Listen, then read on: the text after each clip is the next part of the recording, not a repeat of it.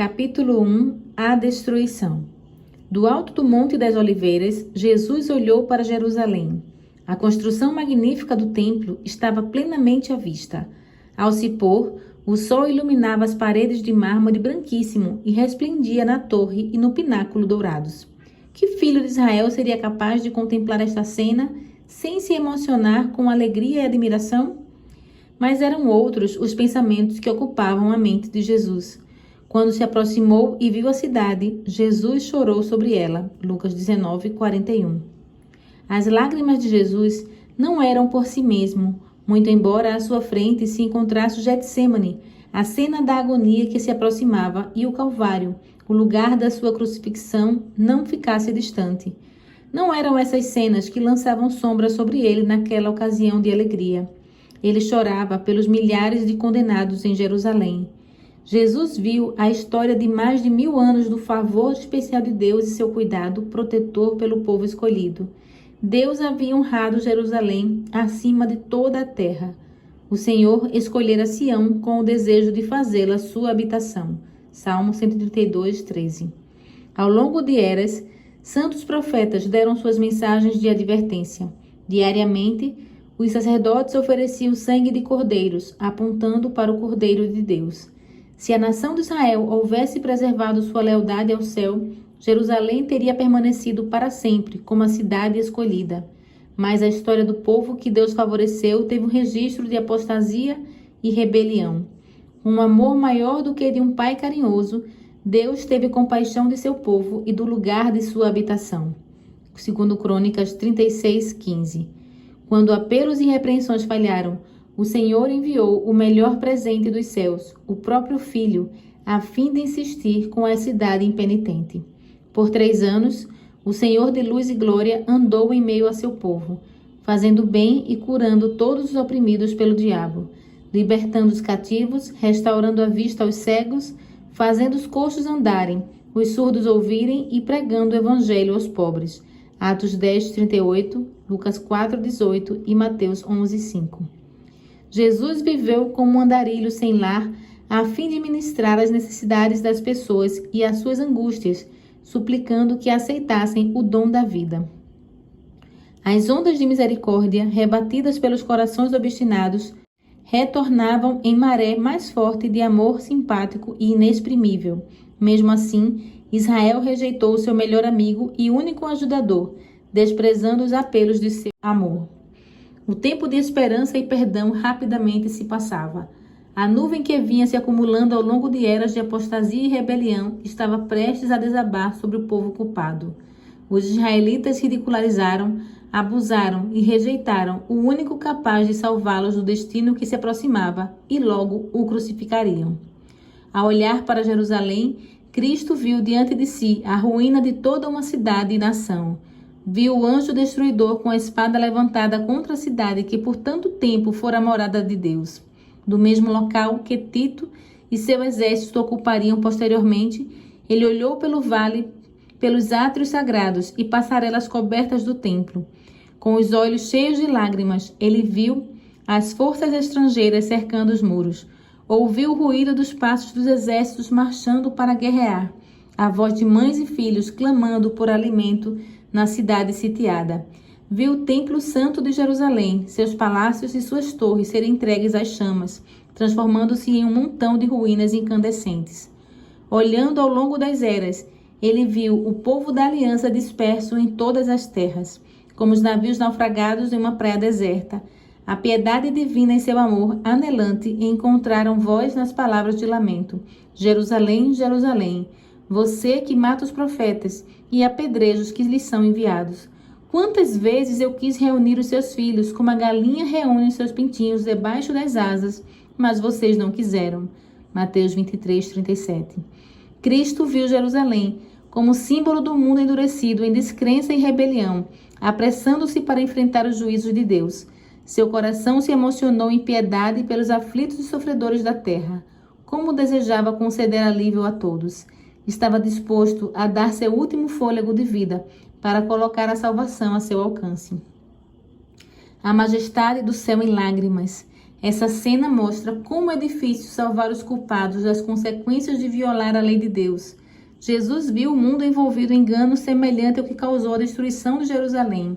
O grande pecado dos judeus foi rejeitar a Cristo.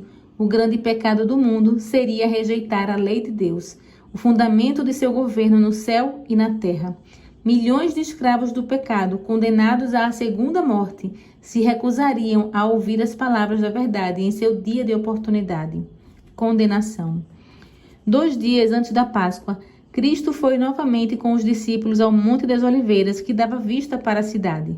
Mais uma vez, contemplou o templo em seu magnífico esplendor, com uma linda coroa sobre o monte sagrado.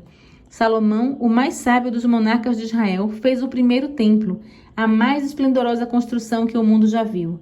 Depois que Nabucodonosor o destruiu, foi reconstruído cerca de 500 anos antes do nascimento de Cristo. O segundo templo não foi tão grandioso quanto o primeiro. Nenhuma nuvem de glória e nenhum fogo do céu desceram sobre o altar.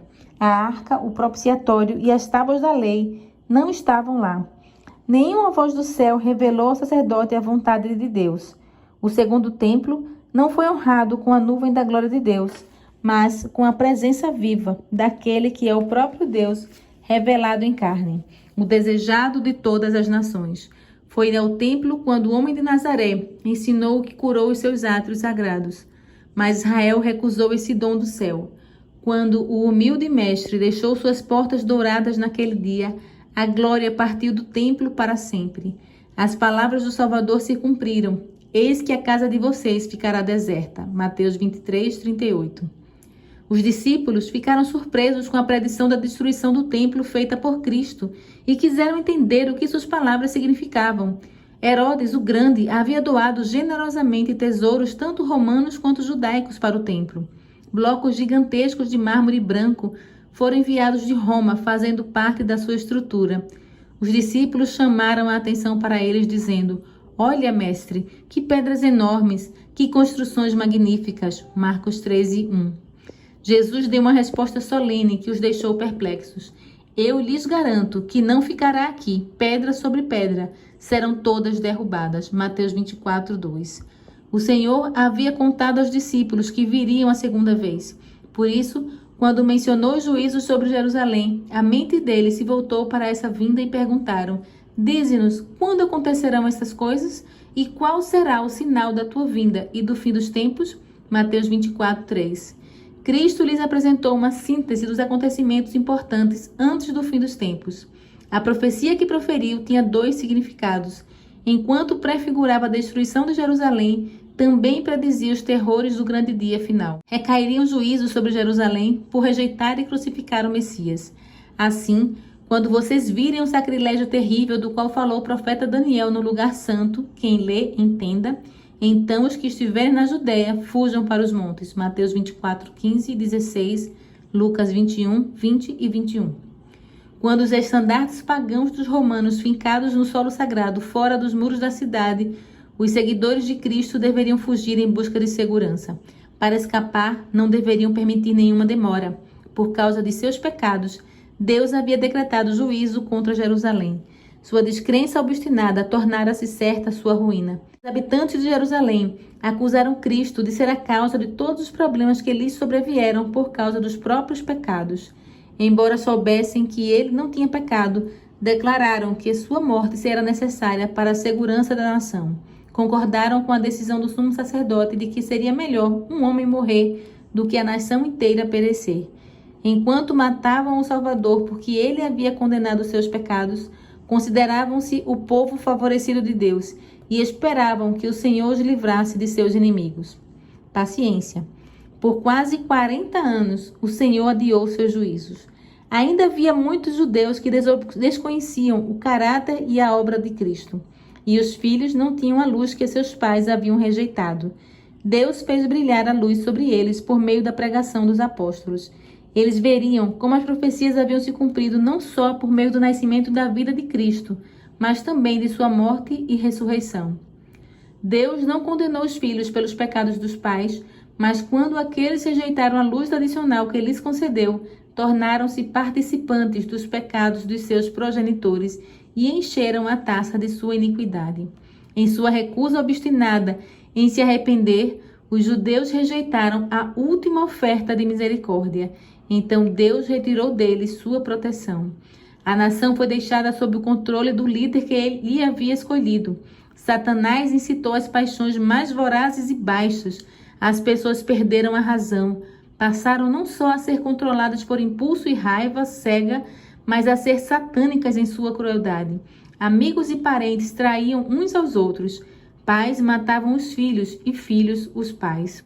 Os governantes não tinham poder para se dominar. As paixões descontroladas os tornavam tiranos. Os judeus aceitaram falso testemunho para condenar o inocente Filho de Deus. Agora, acusações falsas tornavam incerta sua vida. O temor do Senhor não os incomodava mais. Satanás era o chefe da nação. Líderes de grupos opostos atacavam as forças uns dos outros e matavam sem clemência. Nem mesmo a santidade do templo era capaz de restringir essas lutas vorazes. O santuário era contaminado com corpos dos mortos. No entanto, os líderes por trás dessa obra maligna declaravam que não temiam que Jerusalém fosse destruída, pois era a cidade do próprio Deus. Até mesmo enquanto legiões romanas cercavam o templo, muitos judeus ainda acreditavam fortemente que o Altíssimo interviria para derrotar seus inimigos. Mas Israel tinha voltado as costas à proteção divina e por isso não teria defesa alguma. Avisos. Todas as predições que Cristo dera sobre a destruição de Jerusalém se cumpriram ao pé da letra. Sinais e maravilhas surgiram. Por 7 anos, um homem subia e descia as ruas de Jerusalém anunciando os desastres por vir. Esse estranho homem foi preso e açoitado, mas diante do insulto e do abuso respondeu apenas: ai, ai para Jerusalém, ele foi morto no cerco que predisse. Nenhum cristão morreu na destruição de Jerusalém. Depois que os romanos, sob a liderança de Séstio, cercaram a cidade, abandonaram o cerco inesperadamente, quando tudo parecia pronto para o ataque. O general romano retirou suas forças sem nenhum motivo aparente. Os cristãos que aguardavam reconheceram o sinal prometido, Lucas 21, 20 a 21, e Deus governou os acontecimentos de tal maneira que nem os judeus nem os romanos poderiam impedir a fuga dos cristãos. Quando Séstio se retirou, os judeus os perseguiram, e enquanto os 2 exércitos estavam engajados no conflito, os cristãos de toda a terra conseguiram escapar para um lugar seguro, a cidade de Pela, sem serem impedidos. As forças judaicas perseguiram Séstio e seu exército, atacando por trás as tropas em fuga. Os romanos fizeram sua retirada com grande dificuldade. Os judeus retornaram para Jerusalém em triunfo com seus espólios. No entanto, esse aparente sucesso só lhes causou mal. Inspirou neles um espírito de obstinada resistência aos romanos, o qual levou sofrimento indescritível à cidade condenada. Terríveis foram os desastres que recaíram sobre Jerusalém quando Tito retomou o cerco. A cidade foi sitiada na época da Páscoa, ocasião em que milhões de judeus estavam reunidos dentro de seus muros. Suprimentos alimentares haviam sido destruídos em vingança das facções rivais. Os habitantes, então, vivenciaram os horrores da fome. As pessoas roíam o couro dos cintos, das sandálias e da cobertura de seus escudos. Grande número saía furtivamente à noite para pegar plantas silvestres que cresciam fora dos muros, mesmo que os romanos matassem a muitos com cruel tortura. Com frequência, os que conseguiam retornar em segurança eram roubados e perdiam o que haviam encontrado. Maridos roubavam da esposa e esposas dos maridos. Filhos tiravam o alimento da boca dos pais idosos. Os líderes romanos fizeram todos os esforços para infundir terror aos judeus e levá-los a se render. Os prisioneiros que resistiam à captura eram açoitados, torturados e crucificados em frente aos muros da cidade. Ao longo do vale de Josafá e do Calvário, os romanos colocaram cruzes em grande quantidade. Mal havia espaço para se mover entre elas. Essas coisas cumpriam a terrível maldição dita perante Pilatos, na cena do julgamento de Cristo, que o sangue dele caia sobre nós e sobre nossos filhos. Mateus 27 e 25. Tito se encheu de terror quando viu os corpos em montes jogados pelos vales. Como alguém em transe, olhou para o magnífico templo e deu a ordem de que ninguém tocasse em nenhuma de suas pedras. fez um sério apelo para que os líderes judeus não forçassem a contaminar com sangue aquele local sagrado. Se lutassem em qualquer outro local, nenhum romano violaria a santidade do templo. O próprio Joséfo implorou que se rendessem, salvando a si mesmos, sua cidade e seu local de adoração. Mas, com maldições amargas, arremessaram dardos em seu último mediador humano. Os esforços de Tito para salvar o templo foram em vão. Alguém maior do que ele havia declarado que não restaria pedra sobre pedra. Por fim, Tito decidiu tomar o templo, determinado, se possível, a salvá-lo da destruição. Mas as tropas desconsideraram suas ordens. Um soldado jogou uma tocha acesa em uma abertura do pórtico. Imediatamente, as salas revestidas de cedro em torno do local sagrado estavam em chamas. Tito se apressou até o local e ordenou aos soldados que apagassem o fogo. Suas palavras não foram ouvidas. Em fúria, os soldados jogaram tochas incandescentes nas salas anexas ao templo e mataram aqueles que estavam abrigados ali. Sangue corria pelos degraus do templo como se fosse água. Depois que o templo foi destruído, a cidade inteira sucumbiu aos romanos. Os judeus abandonaram suas torres inexpugnáveis. Tito declarou que tinha sido Deus quem os entregara em suas mãos, pois nenhuma máquina de guerra, por mais poderosa que fosse, seria capaz de vencer aquelas defesas estupendas. Tanto a cidade quanto o templo foram destruídos até os alicerces, e o solo sobre o qual a Santa Casa ficava arado como um campo. Mais de 1 milhão de pessoas morreram. Os sobreviventes foram levados cativos, vendidos como escravos, arrastados até Roma, jogados às bestas selvagens nos anfiteatros ou dispersos como peregrinos sem lar pela terra. Os judeus encheram por si sós a taça da vingança. Todos os problemas que se seguiram à sua dispersão foram a colheita daquilo que as próprias mãos haviam plantado. Você foi destruído, ó Israel, seus pecados causaram sua queda. Oséias 13, 9 e 14, 1. As pessoas costumam dizer que os sofrimentos dos judeus foram castigo por decreto direto de Deus. É assim que o grande enganador tenta esconder a própria obra. Ao rejeitar de maneira obstinada o amor e a misericórdia divina, os judeus causaram a retirada da proteção divina sobre eles. Não temos como saber o quanto devemos a Cristo a paz e proteção que desfrutamos. O poder refriador de Deus impede que a humanidade se coloque sob o controle total de Satanás. Os desobedientes e ingratos têm todos os motivos para agradecer pela misericórdia divina. Mas, quando as pessoas passam dos limites dos apelos pacientes de Deus, a força refriadora é retirada. Deus não age como executor da sentença contra a transgressão. Ele deixa os que rejeitam sua misericórdia colherem o que plantaram. Cada raio de luz rejeitado é uma semente lançada e produz uma colheita infalível. Quando se resiste com persistência ao Espírito de Deus, ele, por fim, se retira.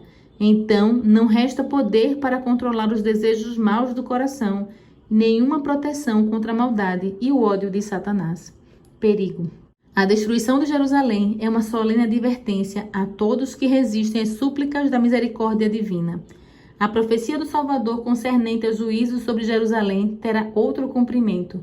No destino da cidade escolhida, podemos enxergar a ruína de um mundo que tem rejeitado a misericórdia divina e pisoteado sua lei. Tenebrosos são os registros da misericórdia humana que a terra testemunha. Terríveis são os resultados de rejeitar a autoridade do céu. Porém, uma cena ainda mais escura é apresentada nas revelações do futuro.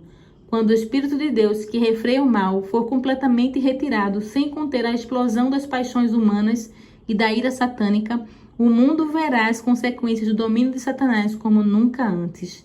Naquele dia, assim como foi na destruição de Jerusalém, o povo de Deus será livrado. Cristo virá uma segunda vez a fim de levar os fiéis para junto de si.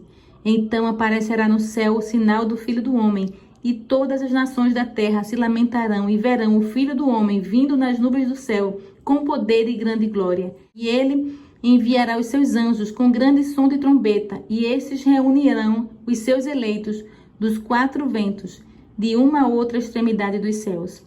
As pessoas devem tomar cuidado para não negligenciar as palavras de Cristo, assim como Jesus advertiu os discípulos quanto à destruição de Jerusalém para que pudessem fugir. Ele avisou o mundo sobre o dia da destruição final. Todos aqueles que escolherem podem escapar da ira vindoura. Haverá sinais no sol, na lua e nas estrelas. Na terra as nações estarão em angústia e perplexidade com o bramido e a agitação do mar. Lucas 21, 25, ver também Mateus 24, 29, Marcos 13, 24 a 26 e Apocalipse 6, 12 a 17. Portanto, vigiem, são as palavras do conselho de Cristo. Aqueles que obedecerem à advertência não serão deixados na escuridão. O mundo não está mais preparado para crer na mensagem desta vez do que na época em que os judeus receberam a advertência do Salvador sobre Jerusalém. Não importa quando virá, o dia do Senhor chegará de surpresa para os ímpios. Enquanto a vida prossegue de forma costumeira, enquanto as pessoas estão absorvidas em prazeres, negócios, no acúmulo de dinheiro, enquanto os líderes religiosos louvam o progresso do mundo e as pessoas são entorpecidas por uma falsa segurança, então, como o ladrão à meia-noite, entra furtivamente na casa desprotegida, súbita destruição sobrevirá aos maus e descuidados e de nenhum modo escaparão. 1 Tessalonicenses 5, 2 a 5.